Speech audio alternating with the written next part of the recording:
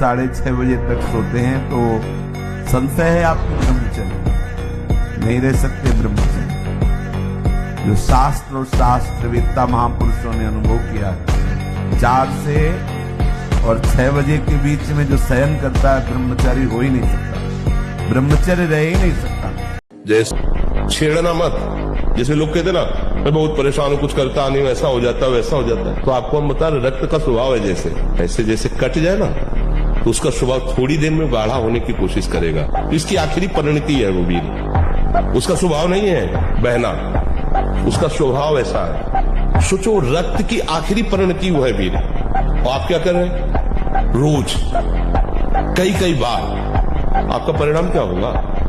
अगर रोज वो खून निकाला जाए तो आदमी की हालत क्या हो जाए? आपके हृदय में जैसे काम जागृत हुआ, आपका हृदय विकल हो रहा है कामना से, तो आप उस समय तटस्थ भूमिका रखिए। मेरे में काम नहीं है, मन में कामना जागृत हुई है और ये भोगने से नष्ट नहीं होगी, सहने से नष्ट होगी।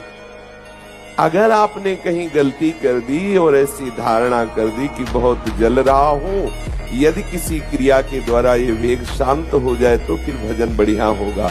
ये बहुत बड़ी भूल की जा रही है।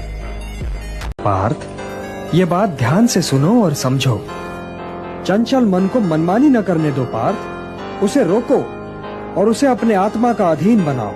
तुम्हारी उलझनों का यही उपचार है। मनुष्य स्वयं ही अपना मित्र भी है और अपना शत्रु भी। जिसने अपने अहम, अपने मन और अपनी इंद्रियों को अपने वश में कर लिया हो, वो स्वयं ही अपना मित्र है। और जो इनके वश में हो गया पार्थ, वो स्वयं ही अपना शत्रु है। मेरी ओर देखो पार्थ, मेरी ओर देखो। जिसे हर दिशा और हर वस्तु में केवल मैं ही दिखाई दूं, वो तो कभी भटक ही नहीं सकता। जो मुझे नहीं भूलता पार्थ, मैं भी उसे नहीं भूलता। 10-20 वर्ष ब्रह्मचर्य, फिर आप देखो कैसा आनंद आता है। कोई भी सर्दी, गर्मी, बरसात, मान, अपमान, दुख, सुख छू नहीं पाता। हर कष्ट को सहने की सामर्थ्य ब्रह्मचारी के अंदर होती है।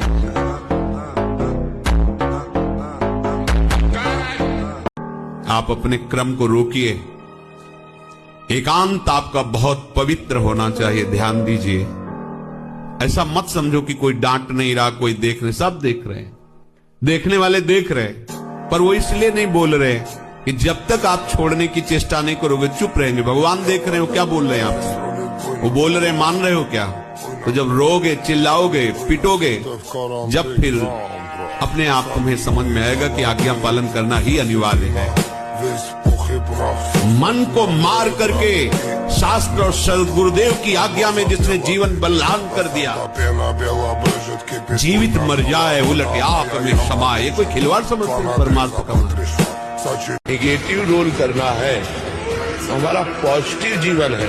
मैं पता है कि मुझे 100 का 100% नेगेटिव करना है, 99 नहीं होने पर 100 का 100 देख करके थर्रा जाए। अगर कदम रख दिया है वैराग्य के मार्ग में तो चाहे धज्जियां उड़ जाए, आग लगा दी जाए पूरे शरीर में, मैं जलना पसंद करूंगा, परमार्थ भ्रष्ट होना नहीं। ये स्वीकार करो, हृदय से स्वीकार करो। तुम्हारी स्वीकृति में दम है। तुम अगर स्वीकृति अगर हृदय में बैठा लो कि स्वयं भगवान आवे और मुझे विशेष सेवन की आज्ञा करें, तो मैं उनकी आज्ञा का पालन नहीं करूंगा। आप विजय को प्राप्त होंगे, आप कोई परास्त नहीं कर पाएगा। खिलाड़ी का गेंद जब ऐसे नीचे जाता है ना, तो ये ना समझे नीचे गया, वो नीचे से थपक मारेगा तो अपने लक्ष्य पे जाएगा। हम सब भगवान के हाथ के बाल हैं, हमको चिंता नहीं करनी, बस हमें अभ्यास करना है और भगवान का चिंतन करना। कोई भी कार्य ऐसा दुर्लभ नहीं जो हम कर न सके। हम मनुष्य हैं, भगवान के अंश हैं, हमको हारना नहीं। 1000 बार हारेंगे तो भी हम दौड़ पड़ेंगे अपने लक्ष्य की तरफ। हार कर नहीं बैठ जाएंगे कि अरे 1000 बार हार गए अब क्या जीतेंगे। नहीं नहीं, हम हार को जीत में बदलेंगे। इसमें सुख है और उसको लगता उसमें सुख है किसमें सुख? आज तक कोई नहीं पकड़ पाया किसमें सुख है।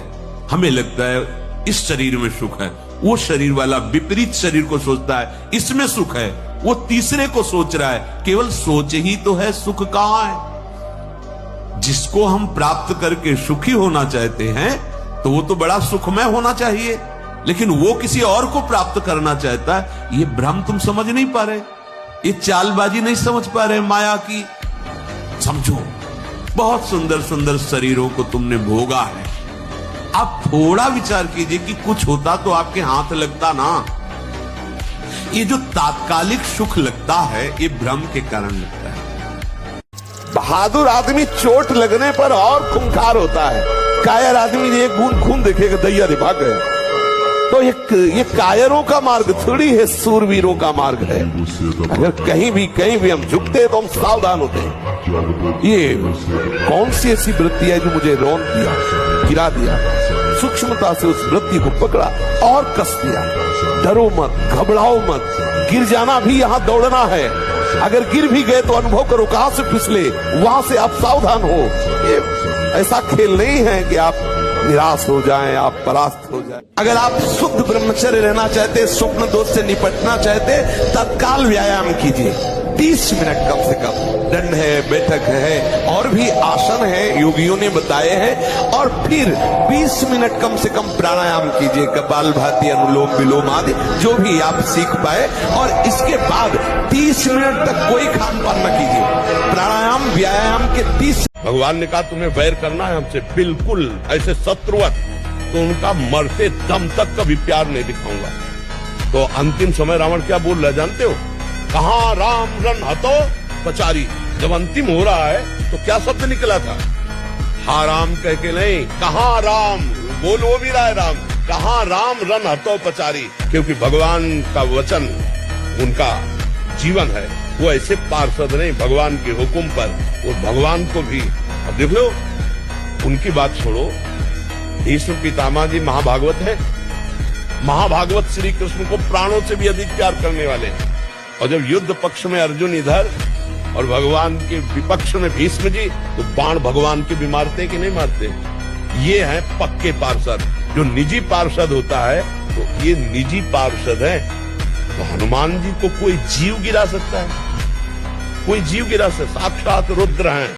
जैसे कोई मनुष्य किसी सुंदर स्त्री के प्रेम में पड़ जाता है, जो जागते हुए उसी की कल्पना और सोते में उसी के सपने देखता है। इस प्रकार निरंतर चिंतन से आसक्ति की नींव पर काम की भावना उभरने लगती है। काम या वासना में थोड़ी भी रुकावट आने से क्रोध का आगमन हो जाता है। जहां क्रोध है वहां सम्मोह अथवा अविचार अथवा अविवेक भी है। जिस प्रकार प्रचंड वायु के झोंके से दीपक की ज्योति बुझ जाती है,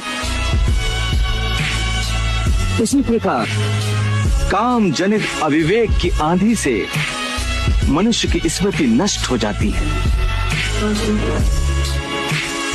जो श्री कृष्ण चरणों का विश्वास मान लो, विश्वास मान लो। कुछ बातें ऐसी होती है जो केवल मान के ही चली जाती हैं। हृदय की बात कहता हूं, ये सब विकारों से ग्रसित हृदय रहा है और है। शुरू से देखा है, विकारों को देखा है, उनकी प्रबल शक्ति को देखा है और श्री कृष्ण कृपा को देखा है। विश्वास कर लीजिए, मतलब इसके आगे हम आपको नहीं बोल सकते। बस इतना जरूर है कि आप विश्वास कर लीजिए, विश्व का कोई भी सुंदर भोग इतनी ताकत नहीं रखता कि मन से भी भोगने की इच्छा आ जाए। शरीर की तो बात जाने दो, मन से भी भोगने की नहीं रखता। उनके बल से कह रहा हूं, उनके बल से कह रहा हूं। जो खोटी बुद्धि वाला पुरुष अपने बड़े भाई की पत्नी जो मां के समान है उसके साथ बलात्कार करता है, वो नरक भोगने के बाद कामी नाना प्रकार से बीमार पशु योनियों को प्राप्त होता है। कई प्रकार के कष्टों से उसका जीवन युक्त है। जो अपने मित्र की पत्नी से विश्वास दिलाकर, मित्र को विश्वास दिलाकर उसकी पत्नी, वो यहाँ के सुअर पैदा होता, सुअर बनता है। लाखों में कोई एक ऐसा जो ये बात कि मुझे परमानंद प्रभु चाहिए, ना कि अब भोग, बहुत भोग लिया और बहुत देखा, ऐ मन अब नहीं गलत करेंगे। माना परस्पर शरीर संयोग नहीं करते, पर आप अपने द्वारा कोई ऐसी चेष्टा भी न करें जो भगवत विमुख कर दे। यदि आप सावधान नहीं रहे, हमारे इशारे को नहीं समझे, तो न परमार्थ के लायक रहोगे न व्यवहार के लायक रहोगे। अगर भयानक पाप बन गया तो आप सह नहीं पाओगे, आपका मन आपको दंड देना शुरू कर देगा, फिर लगेगा यार अपना ही शरीर नष्ट करना। ऐसे ऐसे विचार आने लगते। जब हमारा पाप कर्म बन जाता है और कोई उसका दंड नहीं मिलता तो हमको डिप्रेशन में उतारता है। ये दंड है। हर समय भयभीत रहना, व्यर्थ की कल्पना करना, व्यर्थ की चिंता करना, ये उन्हीं पापों का फल है जो ओपन नहीं हुए, जिनका कोई दंड नहीं मिला। इसलिए हमारी प्रार्थना है, नाम जप करना होगा।